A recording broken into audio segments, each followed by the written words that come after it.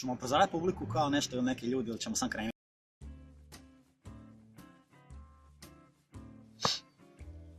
Znači, tu je Filip, tu je Hazim. Dečki, evo, za one koji vas nisu vidjeli, idemo na tim glupim standardnim načinom.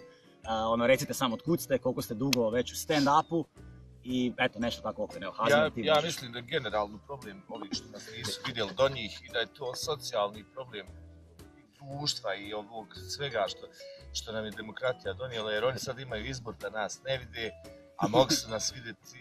Hazim, otkud si, evo te, daj, ispričaj ljudima malo, to je problem. To me zanima, to mene zanima. Reci mi, otkud si i kako si ušao u stand-up, kratko, ali onako, zašto te to privuklo?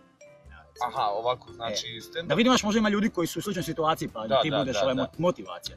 Ovako, znači, ja živim i radim u Tuzli, Bosna i Hercegovina i prvi sam stand-up komičar u Tuzli i to je Tuzla doživjela ovako pokasno. Još dok sam studirao Akademiju dramskih umjetnosti, meni je privlačila ta neka vrsta, ali nisam imao iskustva gdje vidjeti, šta vidjeti, koga pogledati, otkud naučiti. I onda se pojavila ekipa Bajović, Andronik, Adi Vezić, ne znam ja, Kozar. I vidio sam da u stvari te njihove priče imam i ja. Ali neke moje priče, pitao sam, evo šta je to, i oni su rekli, pa to je to, i u stvari Bajović mi je rekao, pa to može, i mislim da se on tu zajebao, zato što smo mu postali jaka konkurencija. A ti, Filipe? Pa ja sam, kako to kažu, profesionalni striper, odnosno profesionalni crtač stripova koji je bio sretan i zadovoljan da bude crtač stripova. A onda prije nekih, već 6 godina, 5, magazin Kabaret trupa iz Sarajeva je rekao kako god se bavi nekom kreativnom djelatnošću da je dobrodošao. Ja sam pomislio kao ja ću pomoći napisati neke scenarije jer kao crtam stripove pa kao to moglo zanimljivo, svoje šale, njegove. Oni su rekao hajde da čujemo, ja sam to ispričao njima i onda sam rekao to je toliko lično tvoje da to ne može neki glumac da nauči taj tekst. Ti odmah iz prve? Pa... Toliko si odmah ubo, mislim. Jer mi svi, svi koji počinemo, znaš, taj početak je uvijek nekako... Moje iskustvo je drugačije od ostalih stand-up komičara, jer drugi komičari, uključujući Hazima i drugi komičari iz Bosne i Hercegovine, čije životne priče znam, su počinali sa pomalo materijala i gradili to dok nisu nahvatali, izmišljam sad sat vremena, koliko već treća večernja predstava. Ja sam upao u tu mašinu glumaca, dramaturga, režisera koji su rekli kao ti ne možeš izaći na binu bez cijelovečernje predstave. I onda smo, mjesec dana vježbali materijal i učili mene da pričam.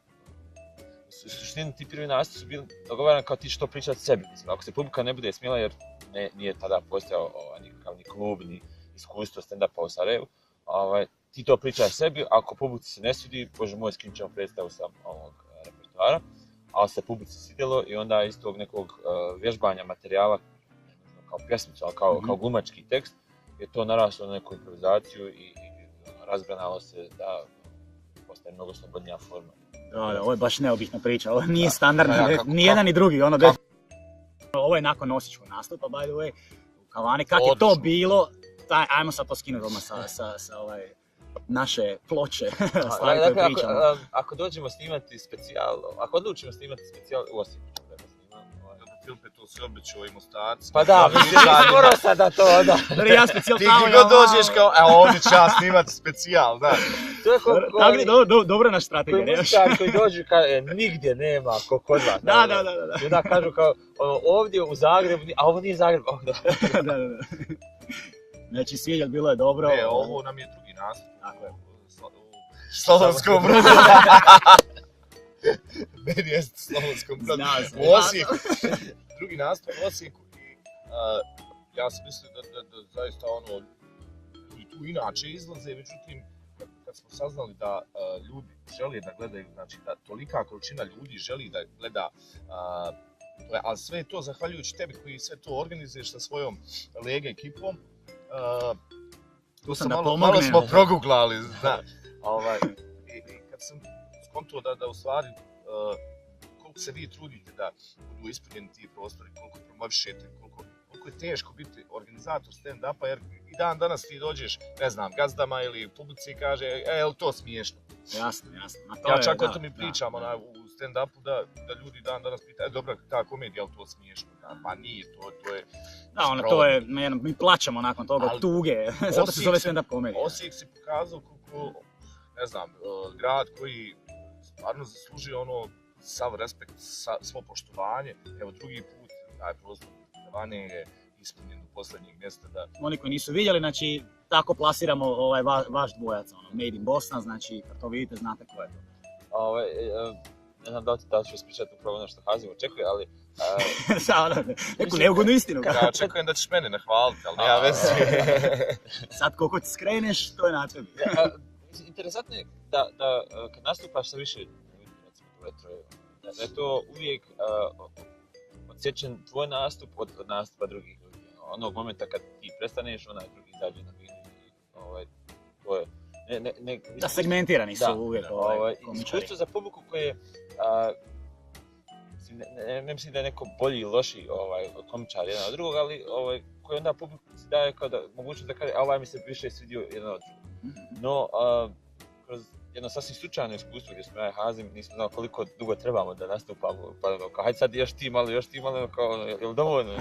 Stvar, to je bio je moj strah da nemam dovoljno materijala, jer nikad nisam provjerio sebe do tog momenta koliko bi ja to mogao trajati i Filip je sasvim slučajno bio tu, ja sam rekao imam ja nastup, hoćeš li sa mnom, može i nastupili smo i mijenjali smo se svako 10-ak minuta na sceni, što je bilo IT i nadovezivali smo te teme koje su bile vrlo slične i onda tu Filip nastavlja priču. I sad, kad već nastupamo jedan i drugi, mislim, ne nužno istovremeno, mislim, jedan je mikrofon, ali se brzo izmjenjujemo. Pa onda još i to da nosimo majice sa istim natpisom. Prilično smo sličnog izgleda, nosimo naočale, imamo bradu. To već nekako... On je sjed malo, ne možemo se. Ja sam musliman, a on je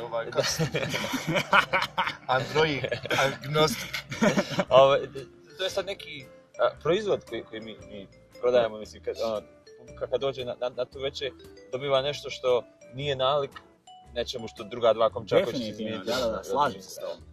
A opet je toliko jednostavno, tu je, mislim, samo treba... Dobro, da, opet, da taj koncept funkcionira, baš te dvije osobe moraju klikat međusobno, znači, često recimo nekad se nasmiješ, dogovori se, želimo ovog, želimo onog i onda, znači, nemaš ovaj luksus konkretni, ali da, super ideja i očito da prolazi. Uvijek u publici ti imaš neko ko ovako gleda kompletnu predstavu. Aha. A u stvari, to ja pričam za Slovence, recimo iskustvo iz Slovenije da ljudi ti gledaju kao... Analiziraju te, nije da se opuste u show, nego kao analiziraju. Na kraju kao, bravo, ovo hoćemo i dogoditi. A znači uživali su, ali vole analitički uživati. Bil te ubilo da se nasmije. Ovo je dobra fora, ovo ću zaplatiti sve aplauze koje ću mu dati na kraju kao. To je to. Osijek odličan.